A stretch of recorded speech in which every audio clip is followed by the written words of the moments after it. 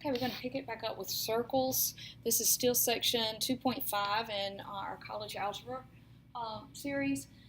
The part that we did not get to was starting with general form and actually taking it and turning it into standard form. So that's the point we are now.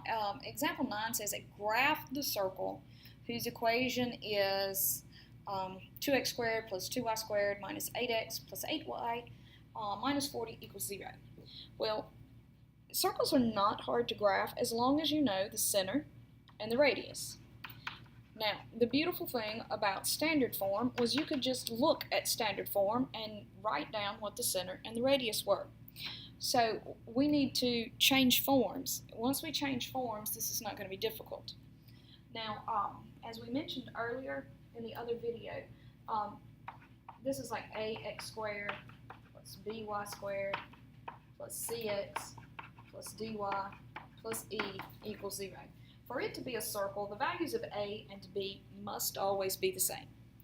Now, what's going to make this thing so much easier to deal with is if we could take this a and b value of 2 and if we could divide it out. And we glance through, and yes, every coefficient and our constant is even. So we can divide everything by 2. We do not have to keep up with the 2 because we're dealing with an equation. So if we divide everything by 2, I've got x squared, y squared minus 4x plus 4y minus 40 equals 0. Now that's going to make things much easier. Now, since we have quadratics terms here, we need to complete the square. We need to separate our terms into the variables. We have x squared, and let's put its linear term beside it. Leave a space. Then put your y terms together. Y squared plus 4y. We're going to need to leave a space, and let's take the constant to the other side. And now we're ready to complete the square. So completing the square means look at the coefficient of your linear term, half it, and square it. So we're thinking half and square. Alright, if you cut 4 in half, you get 2. 2 times 2 is 4. And since we're squaring, it's always going to be positive. Now, what you have to remember is what you do to one side, you must do to the other. So if I put a 4 on the left, I must balance and put a 4 on the right. Same thing here with the y term. If you half and square the 4, it's still going to be 4. It's always going to be positive, but balance it out, put a 4 on the other side. Now, if y'all remember how to complete the square, the whole point is to be able to write it as a binomial squared. So you want the square root of the first term, the square root of the back term of your constant, and it will always be the sign in front. That's just the shortcut that we've used in the past. Okay, so again, shortcut is square root of the first term, square root of the last term, and the sign of the front. And here in the back, that looks like we're going to have 28. Okay, if that's the case, we now have it in standard form. So we should be able to do the center. So change the sign of the x term, change the sign of the y term. And the radius is not going to be beautiful, but it's doable. So radius is going to be square root of 28. Now, that doesn't sit well with me to leave it that way. You should be able to break that down because that's 4 times 7. Square root of 4 is 2 on the square root of 7. But that's really not going to help us at all because the question asks to graph. So you really need the decimal approximation. And you should be able to approximate that without a calculator. 28 is in between 25 and 36.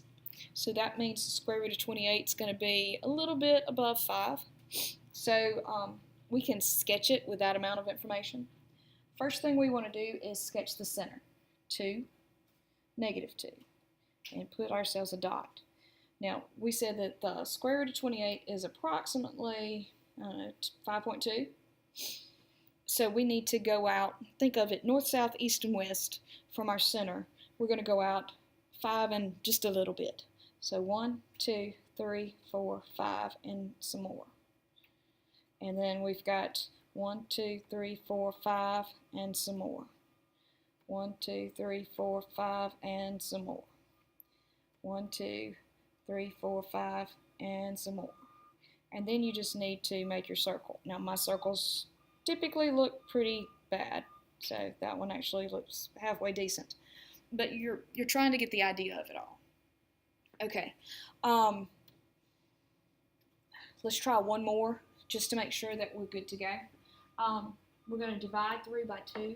We have x squared, y squared. That's going to be 2x. That's going to be a negative 4y. And then we have a plus 1. So you're not eliminating that term, you're dividing it in half.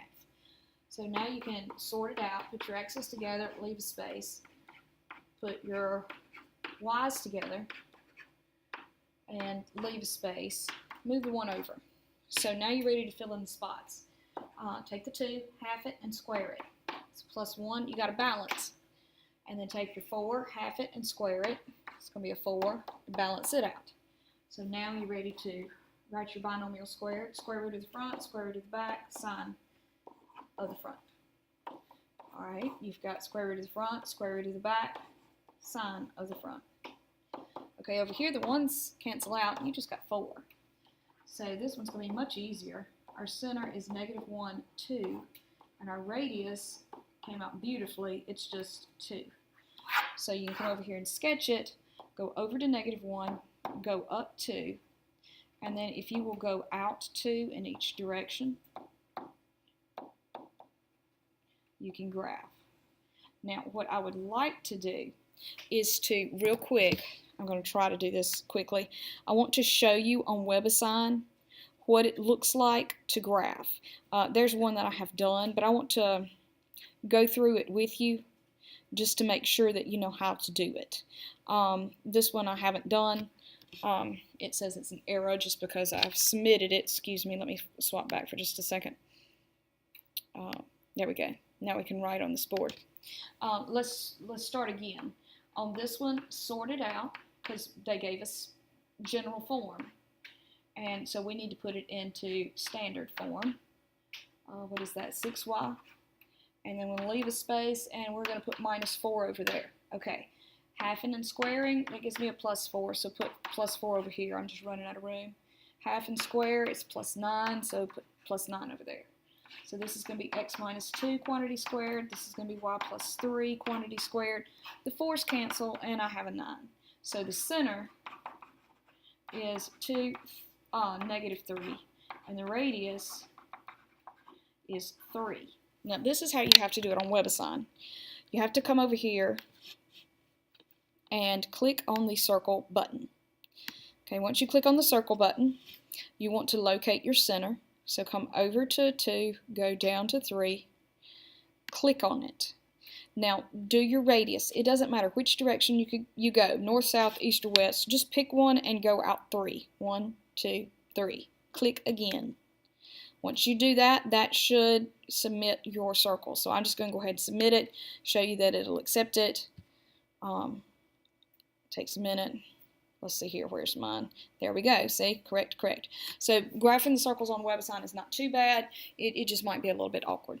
And that's all we have to for circles. If you have trouble, let me know, but good luck.